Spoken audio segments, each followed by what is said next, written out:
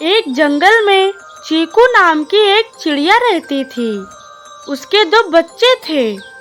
वह रोज अपने बच्चों को घोंसले में छोड़कर खाने की तलाश में चली जाती और जब वापस आती तो उसके बच्चे उसे खेलते हुए मिलते। वह बच्चों को देखकर बहुत खुश होती और वह लाए हुए खाने को उनको खिला देती। इसी तरह उनकी हंसी खुशी जीवन बीत रही थी।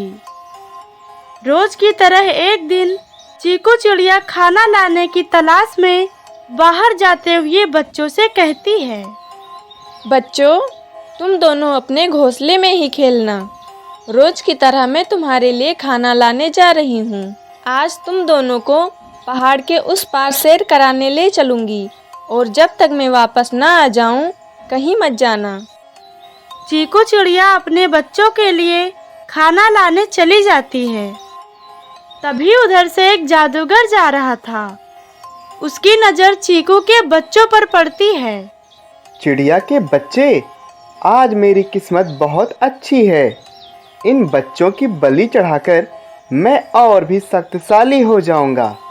जादूगर चीकू के बच्चों के पास जाता है। दोनों बच्चे डर जाते हैं। तभी जादूगर अपनी जादुई छड़ी बच्चों के ऊपर घुमाकर उन्हें अपने वश में कर लेता है। चीकू के बच्चे जादूगर के पीछे पीछे उड़ते हुए जादूगर की गुफा में पहुंच जाते हैं। इधर चीकू खाना लेकर आती है तो वह देखती है कि उसके बच्चे घोंसले में नहीं हैं। ये दोनों कितने दुष्ट हो गए हैं। थोड़ी देर रुक नहीं सके, अकेले ही चले गए। पहाड़ों पर कितने खतरनाक जानवर रहते हैं। अगर उन्हें कुछ हो गया तो मेरा क्या होगा। चीकू अपने बच्चों को ढूंढने के लिए पहाड़ों की तरफ जाती है, लेकिन उसे उसके बच्चे कहीं दिखाई नहीं देते। तब चीकू परेशान होने लगती है। कहाँ चले गए दोनों? दूर दूर तक कहीं दिखाई नहीं दे रहे हैं। चीकू अपने बच्चों को ढूंढते हुए जा रही थी। तभी एक गुफा से मंत्र की आवाज सुनाई दी।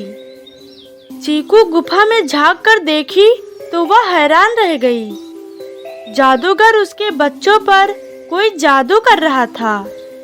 वह सोची, उस खतरनाक जादूगर से लड़ने के लिए मुझे किसी की मदद लेनी पड़ेगी। चीकू अपनी दोस्त मुन्नी चिड़िया के पास जाकर उसे सारी बात बताती है। उस दुष्ट जादूगर को सबक सिखाना पड़ेगा, वरना आज तुम्हारे बच्चों के साथ किया है, कल हमारे बच्चों के साथ भी करेगा। चलो उस दुष्ट को आज मजा चखाते हैं। चीकू और मुन्नी जादूगर की गुफा में जाती हैं। दोनों मिलकर जादूगर पर हमला करती हैं, लेकिन जादूगर अपनी छड़ी की शक्ति से दोनों को दूर फेंक देता है। दोनों चिड़िया उठती हैं और दोबारा जादूगर पर हमला करती हैं, लेकिन जादूगर फिर से अपनी छड़ी से दोनों को दूर फेंक देता है।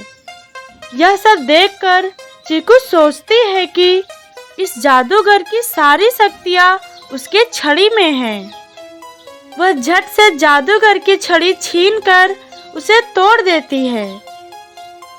छड़ी के टूटते ही जादूगर जलने लगता है और वहां से गायब हो जाता है और चीकू के बच्चे उसके कैद से मुक्त हो जाते हैं।